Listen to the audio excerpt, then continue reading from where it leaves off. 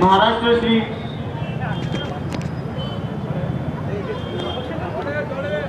मध्ये चांगली कामगिरी केलेली आहे। पुणेश्री आणि महाराष्ट्रश्री मध्ये अविनाश शिंगे हा पुण्याचा एकमेव असा खेळाडू होता की हा गिरी गटामध्ये पुणे शहराकडून यांचा सत्कार आपल्या भागातील सामाजिक कार्यकर्ते व सावली फाउंडेशनचे अध्यक्ष योगेशजी ससाणे यांच्या हस्ते होत आहे।